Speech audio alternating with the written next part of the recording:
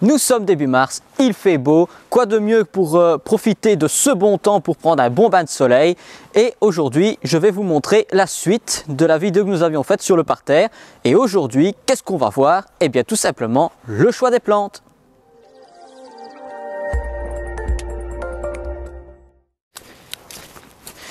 Bonjour à tous, ravi de vous retrouver dans cette vidéo. Alors comme vous pouvez le voir, le soleil est de la partie. Nous sommes au début du mois de mars et les plantations battent leur plein. Donc ici, rappelez-vous, la semaine passée, je vous avais expliqué qu'un jardin, aussi petit soit-il, pouvait apporter énormément de plantations. Il suffisait juste d'aménager son jardin de telle façon à ce qu'on ne voyait pas tout au premier coup d'œil. Il fallait éviter les jardins en couloir. Alors donc, j'avais fait un parterre qui séparait deux autres parterres et qui m'empêchait d'accéder directement au fond du jardin.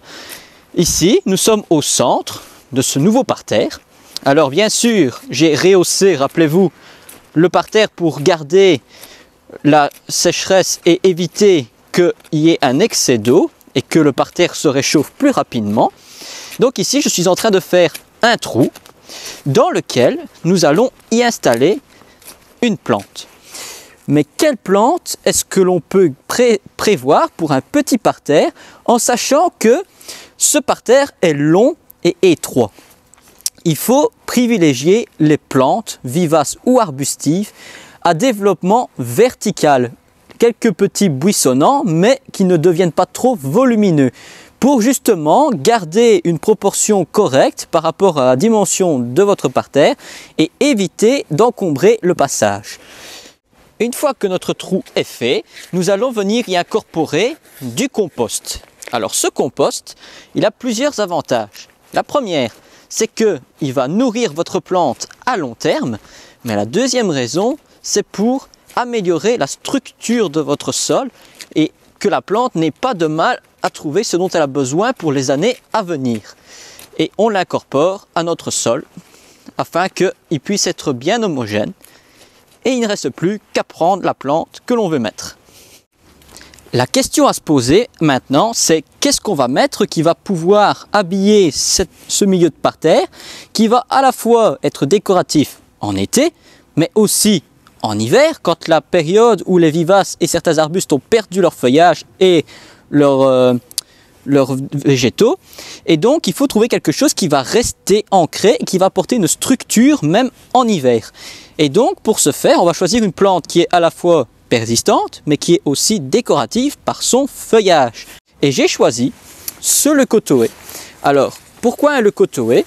Ça monte à 1,50 m tout au plus. Le feuillage est vert principalement, le feuillage devient rouge, vif, en hiver. Ici il est rouge un peu dans les tons rosés, mais l'avantage de celui-ci aussi, c'est qu'il est panaché. La panachure donne un côté lumineux, donc ça veut dire qu'en hiver il va être décoratif par le dessus et par le dessous, mais en été aussi. Et comme c'est une plante qui pousse en verticale et qui forme un petit buisson, ce n'est pas un problème ici. Si vous avez envie de mettre un arbuste ou des vivaces, même pas un arbuste, qui devient volumineux, vous pouvez le tailler en transparence et à ce moment-là, vous dégarnissez le bas et vous laissez la végétation en hauteur, ce qui va donner un autre côté esthétique et alors ça vous permet de mettre une plante qui n'est pas forcément de bonne taille à un endroit bien précis. Alors ici, maintenant, on va le planter.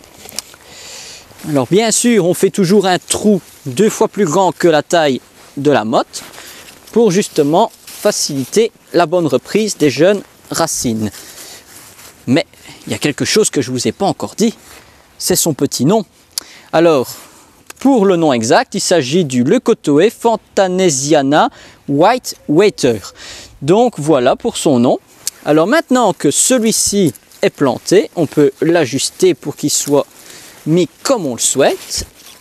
Il va falloir maintenant trouver les plantes qui se mettent autour, en périphérie de celui-ci. Bien sûr, comme c'est un arbuste, le feuillage est persistant, la couleur est importante, car lui, c'est le point focal du parterre. Ça veut dire que les plantes qui vont se situer autour vont être choisies par rapport à celui-ci.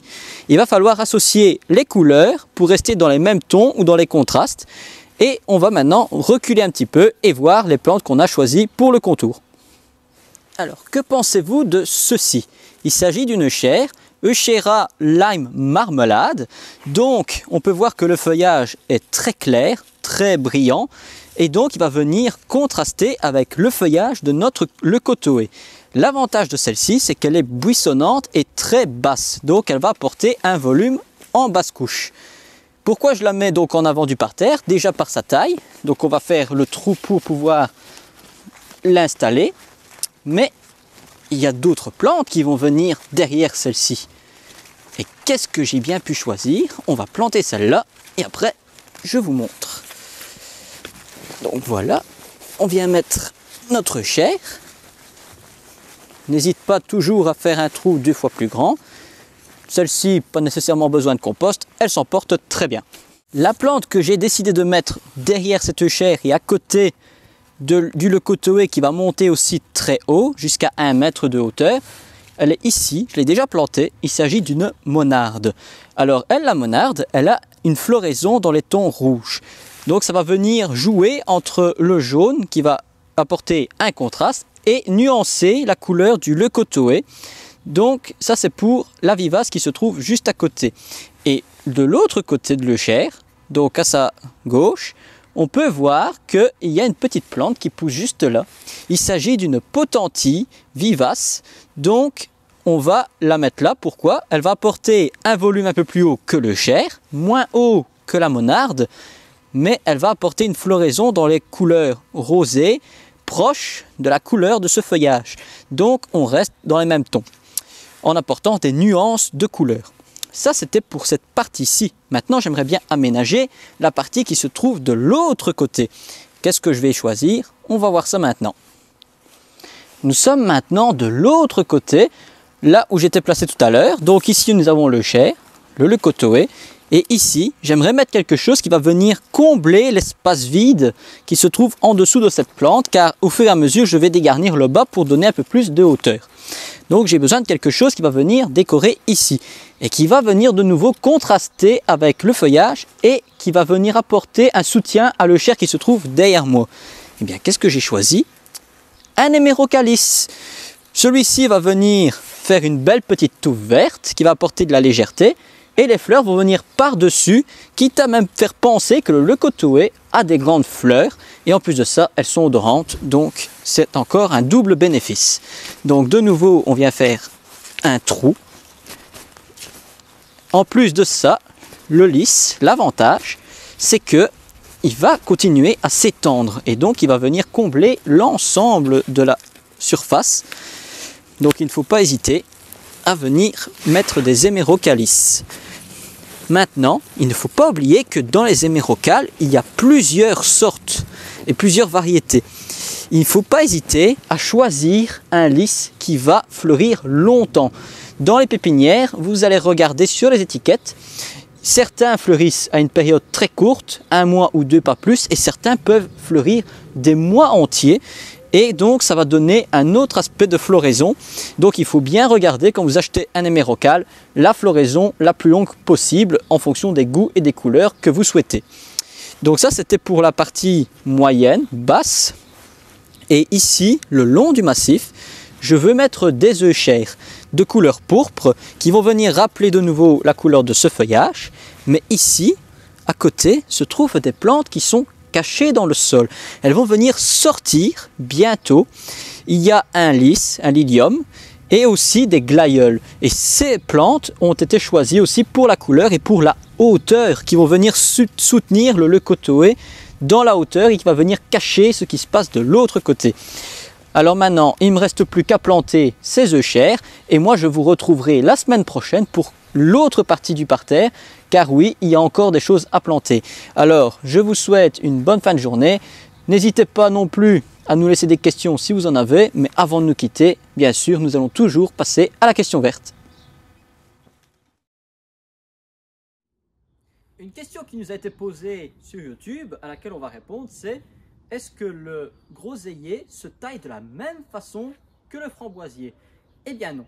En fait, le framboisier, lui, il a un cycle défini sur 2 ans. Ça veut dire que la première année, il va favoriser son feuillage, donc des tiges à feuillage. En même temps, il va favoriser les anciennes tiges de l'année passée avec les fruits qui vont porter. Et une fois que les fruits ont porté, on coupera et c'est les prochaines tiges qui prennent le relais. Je vous invite d'ailleurs à aller retourner voir la vidéo taille de framboisier sur notre page. Maintenant, le groseillier, lui, c'est différent. Quand vous allez le planter, il faut le laisser se développer, il va fructifier, etc. Et au bout de quelques années, donc ça peut être 5, 6, 7 ans, ça dépend de l'évolution de votre plante, elle va commencer ce qu'on appelle à vieillir. Et donc il va falloir, d'où la taille, la rajeunir. Et quand vous allez la rajeunir, de nouveau, elle va reporter énormément de fruits. Et pour la rajeunir, qu'est-ce qu'il faut faire? C'est tout simple. Vous allez avoir les vieilles branches avec le vieux bois qui est généralement plus sombre, plus terne. Et alors vous allez avoir des tiges qui vont filer vers le haut, bien droites, bien définies. Et elles sont les jeunes nouvelles pousses. Alors, qu'est-ce qu'il faut faire? Rajeunir la plante en taillant les branches les plus vieilles, ce qui va aussi, ça c'est très important, alléger votre plante et aussi apporter beaucoup de lumière à sa base, ce qui va favoriser la reprise. Voilà, j'espère que cette réponse vous convient. Nous essayerons, dans la mesure du possible, de faire une vidéo consacrée à la taille du groseillier. Mais d'ici là, je vous souhaite une agréable fin de journée. N'oubliez pas d'aller vous abonner si ce n'est pas encore fait sur YouTube et sur Facebook. Et n'oubliez pas, le jardinage n'est pas une corvée, mais un retour aux sources.